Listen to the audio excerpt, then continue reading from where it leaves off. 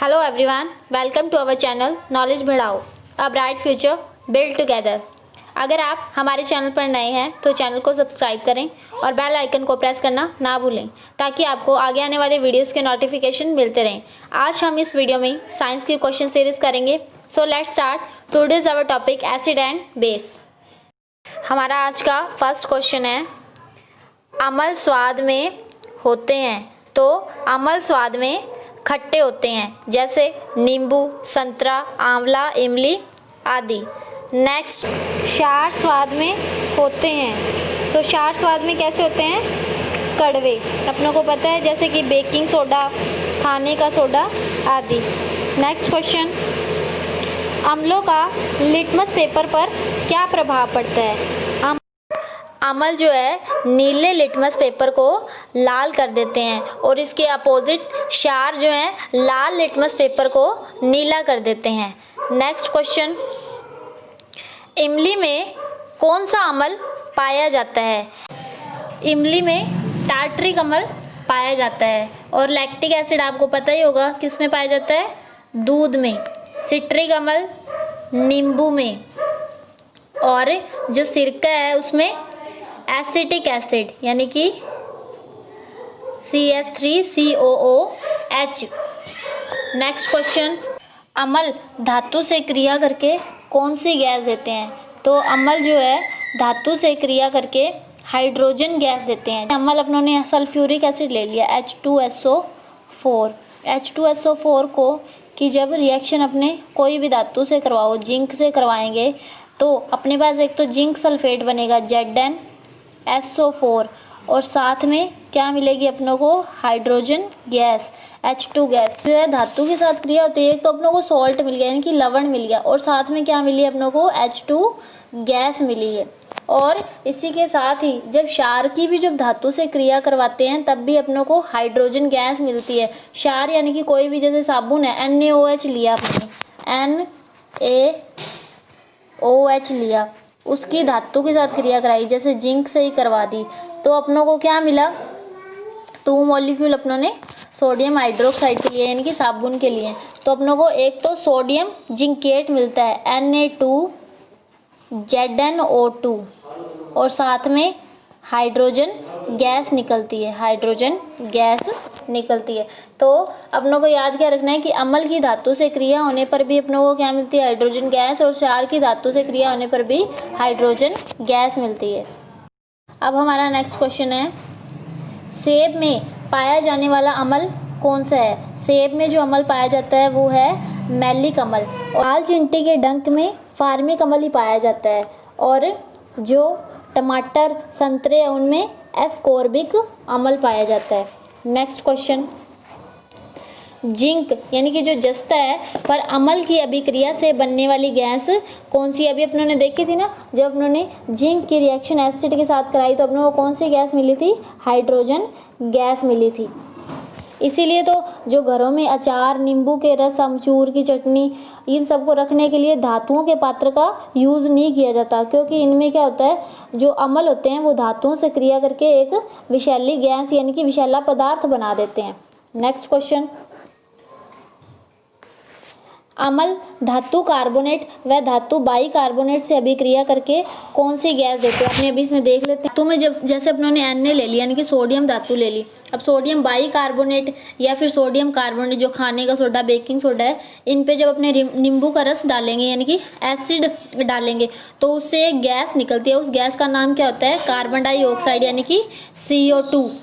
इस गैस को आप इस एक्सपेरिमेंट से देख सकते हो। जैसे आप जब ये एक्सपेरिमेंट कर रहे होगे तो इसके पास अगर आप माचिस की तिल्ली लेके जाओगे तो उसमें जो आग जल रही होगी तिल्ली में वो क्या होगी? बुझ जाएगी। तो आप लोगों को पता चलेगा कौन सी गैस है? Carbon dioxide gas. अब हमारा नेक्स्ट क्वेश्चन है, जल में विलय होते हैं। जल में जो है अम्ल और क्षार दोनों ही विलय हैं यानी कि दोनों, अम्ल और क्षार दोनों ही। यदि इनमें जल की मात्रा अधिक होती है तो ये तनु यानी कि डाइल्यूट कहलाते हैं। और यदि जल की तुलना में अम्ल या क्षार की मात्रा अधिक है तो ये सांद्र यानी कि कंसंट्रेट कहलाते हैं। नेक्स्ट क्वेश्चन, वे पदार्थ जो जलीय विलयन में अपघटित होकर हाइड्रोजन आयन यानी कि H+ आयन देते हैं वो कौन से हैं? अम्ल ये जलीय विलयन में अपघटित होकर हाइड्रोजन आयन देते हैं, और क्षार जो है जलीय विलयन में अपघटित होकर OH माइनस यानी कि हाइड्रोक्सिल आयन देते हैं। नेक्स्ट क्वेश्चन, वे अम्ल जो अधिक संख्या में हाइड्रोजन आयन देते हैं उन्हें क्या कहते हैं? प्रबल अम्ल। और जो अधिक संख्या में हाइड्रोक्सिल आयन देते हैं उन्हें क्या कहेंगे? प्रबल क्षार। प्रबल अम्ल में जैसे HCl यानी कि hydrochloric acid, H2SO4, HNO3, HClO4, ये सब क्या हैं? प्रबल अम्ल के उदाहरण हैं। एंड जो प्रबल क्षार है वो NaOH, KOH यानी कि सोडियम हाइड्रोक्साइड, पोटेशियम हाइड्रोक्साइड है। नेक्स्ट क्वेश्चन, प्रबल क्षार का उदाहरण अभी मैंने आपको बताया ना, सोडियम हाइड्रोक्साइड और पोटेशियम हाइड्रोक्साइड, ये दोनों ही हैं प्रबल क्षार के उदाहरण। और HNO3 तो अपनों ने देख ही लिया क्या है कि प्रबल अम्ल है। नेक्स्ट क्वेश्चन, और एक चीज़ और याद रख लेना कि अगर लवण में Na या फिर K आ रहे हैं तब तो क्या है? वो प्रबल क्षार है, नहीं तो दुर्बल क्षार है। और इसी तरीके से जैसे उसमें अपनों ने प्रबल अम्ल किया, उसमें क्या है? HCl की है, Cl आ रहा है, ClO4 आ रहा है और SO4 आ रहा है, NO3 आ रहा है, तो ये क्या है? प्रबल अम्ल है, नहीं तो क्या है? दुर्बल अम्ल है। हमारा नेक्स्ट क्वेश्चन है, अम्ल और क्षार के विलयन विद्युत के होते हैं सुचालक। अम्ल और क्षार के विलयन विद्युत के सुचालक होते हैं। क्वेश्चन, किसी अम्लीय विलयन की pH होती है, अम्लीय विलयन की pH कितनी होती है? 7 से कम, यानी कि इसमें 7 से कम आपको कौन सी दिख रही है? 4, तो कौन सी होगी? 4। आपको पता होना चाहिए कि अम्लीय विलयन की pH होती है 7 से कम, क्षारीय विलयन की pH होती है 7 से ज़्यादा, और जो उदासीन है उसकी कितनी होती है? पूरी 7। और ये pH होती क्या है? जैसे तापमान को मापने के लिए अपने थर्मामीटर की ज़रूरत होती है ना, उसी तरीके से अम्ल और क्षार की सामर्थ्य को मापने के लिए भी एक स्केल की ज़रूरत होती है, जिसे कहते हैं हमने pH स्केल। और ये जो pH स्केल है, हाइड्रोजन आयन की सांद्रता का ऋणात्मक लघुगणक होता है, यानी कि pH is equals to minus log ऋणात्मक लघुगणक हाइड्रोजन आयन, यानी कि हाइड्रोजन आयन की सांद्रता का ऋणात्मक लघुगणक होता है जो pH है। नेक्स्ट क्वेश्चन, अम्ल व क्षार परस्पर क्रिया करके क्या बनाते हैं? अम्ल और क्षार परस्पर क्रिया करके लवण व जल बनाते हैं। जैसे कोई भी अम्ल ले लो, HCl ले लिया अपने हाइड्रोक्लोरिक एसिड, और क्षार ले लिया सोडियम हाइड्रोक्साइड, NaOH, प्रबल क्षार ही ले लिया, प्रबल अम्ल ले लिया। जब इन दोनों के आपस में रिएक्शन कराते हैं तो हम लोगों को क्या मिलता है? एक तो क्या मिलता है? जल, यानी कि H2O, OH एंड H2O यानी कि वाटर, प्लस लवण यानी कि सोल्ट, NaCl। नेक्स्ट क्वेश्चन, हमारे उदर में भोजन की पाचन प्रक्रिया किस माध्यम से होती है? हमारे उदर में भोजन की पाचन प्रक्रिया अम्लीय माध्यम से होती है।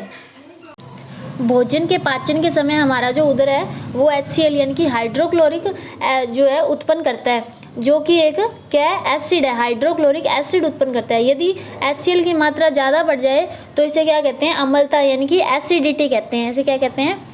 एसिडिटी कहते हैं। और इस एसिडिटी के समय क्या होता है? उदर में दर्द और जलन का अनुभव होने लगता है। इसी कारण से हमारे उदर में जो भोजन की पाचन प्रक्रिया है वो किस माध्यम में होती है? अम्लीय माध्यम में होती है। नेक्स्ट क्वेश्चन, एसिडिटी को दूर करने के लिए किस पदार्थ का उपयोग में लिया जाता है? अभी अपनों ने बताया कि जब एसिड की जो मात्रा है वो ज़्यादा हो जाती है तभी अपनों को एसिडिटी होती है, और इसी एसिडिटी को दूर करने के लिए जो है क्या यूज़ किया जाता है? अपने कहते हैं इनो खाते हैं ना, तो इनो क्या है? एक एंटी एसिड है। इनो लेते हैं, और MgH2 यानी कि मिल्क ऑफ मैग्नीशिया, ये भी क्या है? एक एंटी एसिड है। सोडियम बाइकार्बोनेट यानी कि बेकिंग सोडा भी क्या है? एक एंटी एसिड है। ये तीनों ही जो है एंटी एसिड के एग्जाम्पल है। इनकी एसिडिटी को दूर करने के लिए एंटी एसिड का यूज़ किया जाता है, जिसमें milk of magnesia, Eno, sodium bicarbonate यानी कि बेकिंग सोडा है, all of these. Next question, और जो ये लास्ट क्वेश्चन था ये एग्जाम के पॉइंट ऑफ व्यू से इम्पॉर्टेंट है। 18th क्वेश्चन, सल्फ्यूरिक अम्ल का रासायनिक सूत्र। सल्फ्यूरिक अम्ल का रासायनिक सूत्र क्या है? H2SO4। ये जो H2SO4 यानी कि सल्फ्यूरिक एसिड है, इसका यूज़ बैटरियों में, रंग में, कागज़, कपड़ा आदि में यूज़ किया जाता है इसको। नेक्स्ट जो ये HCl है यानी कि हाइड्रोक्लोरिक एसिड है, इसका टॉयलेट सफाई में, क्लोरीन निर्माण में, जो औद्योगिक दृष्टि से है, नमक शोधन में आदि में इसका यूज़ किया जाता है। और जो ये CH3COOH यानी कि एसिटिक एसिड अपने आगे पढ़ा था ना, सिरका होता है जो, इसका सिरके का यूज़ आप घरों में किस लिए करते हो? अचार बनाने में, और जो औद्योगिक दृष्टि से दवा के रूप में, और सेल्यूलोज एसीटेट यानी कि फोटो फिल्म निर्माण में भी किया जाता है। सेल्यूलोज एसीटेट क्या है? एक फोटो फिल्म। नेक्स्ट क्वेश्चन, पदार्थों की अम्लीय, क्षारीय व उदासीन प्रकृति किसके द्वारा ज्ञात की जाती है? सूचक द्वारा। यानी कि, और ये सूचक का यूज़ किस लिए हुआ? क्योंकि अपने हर चीज़ को क्या है, चख के नहीं देख सकते। फ्रूट वगैरह तो अपने चख सकते हैं, लेकिन जो ये HCl है, H2SO4 है, एसिड है, इनको क्या चख सकते हैं क्या? ये क्या है, अपने लिए हार्मफुल भी हो सकते हैं। इसीलिए अपने किसका यूज़ करते हैं इनको, इनकी प्रकृति जानने के लिए सूचक का। और इनमें सूचक से ही अपने को पता चला कि इनकी जो है नेचर है वो कैसी है, एसिडिक है या बेसिक है, यानी कि अम्लीय है या क्षारीय है। सूचक में भी प्राकृतिक सूचक, कृत्रिम सूचक होते हैं। प्राकृतिक सूचक जैसे कि लिटमस, हल्दी, गुड़हल की पंखुड़ियाँ, इनसे अपने जो है देख सकते हैं कि कैसी है इनकी प्रकृति, एसिडिक है या बेसिक है। इसी तरीके से जो है कृत्रिम, जो मानव निर्मित है, जैसे कि फिनोफ्थैलिन और मेथिल ऑरेंज। और गंधीय सूचक है जैसे प्याज, लौंग का तेल आदि। नेक्स्ट क्वेश्चन, लिटमस विलयन किस पादप से बनाया जाता है? लिटमस विलयन है जो कि थैलोफाइटा समूह के लिचेन पौधे से, लिचेन प्लांट से बनाया जाता है। इसको कई लाइकेन भी बोलते हैं और लिचेन भी बोलते हैं। Thanks for watching our channel.